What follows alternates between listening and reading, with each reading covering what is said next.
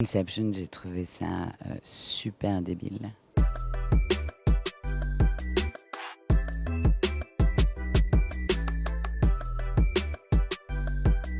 Mon amour du cinéma est vraiment né grâce au néoréalisme italien qui réussit à la fois à faire de grands films populaires, mais sur des sujets sociaux à l'issue de la guerre, avec des acteurs incroyables, des scénarios incroyables, mais des plans incroyables, une cinématographie folle, quelque chose aussi de l'ordre du documentaire. Je suis folle du néoréalisme, vraiment, des Sica, j'adore. En fait, j'ai grandi avec un ciné-club dans ma ville. J'ai grandi à Nantes. On avait la chance d'avoir des cycles de cinéma muet accompagnés au piano, mais qui étaient ouverts, ça coûtait pas cher. On avait aussi le Festival des Trois Continents. Donc j'ai pu faire des voyages hallucinants enfant. C'était encore l'époque où il n'y avait même pas de sous-titres, parce que ces films, la plupart n'étaient pas distribués. D'ailleurs, le film qui gagnait le prix était le seul film qui allait être distribué sur le territoire français.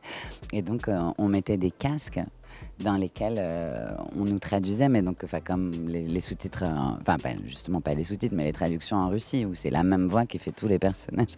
J'ai vu comme ça des films coréens, des films d'un peu partout en Afrique, des films d'Amérique du Sud, c'était incroyable. Puis aller au cinéma, ça avait un certain coût, donc c'était magnifique aussi. Cet instant de la projection du film. Dans la même journée, ça je m'en souviendrai toujours, j'ai vu Rambo, j'ai vu Retour vers le futur, ce qui était complètement fou pour moi. 2,21 gigawatts. Et je suis allée voir un match de foot. Et j'ai vomi. J'ai une grande tendresse et admiration pour Stallone. C'est le premier Rocky. Je trouve que c'est un grand film.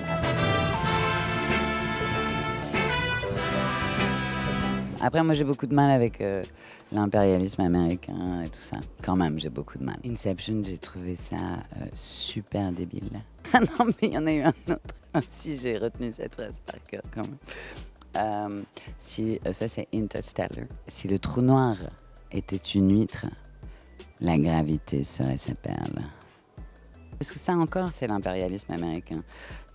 On essaye de nous perdre, comme s'il y avait vraiment un truc à comprendre, mais qu'on était trop bêtes. Ils ont accès à un temps et à un espace infini, mais rien ne les relie. Ils ne peuvent trouver un endroit précis dans le temps, ils ne peuvent communiquer. En cours de film, on nous dit, c'est pas grave. Tu sais que personne ne comprend parce que t'es quand même pas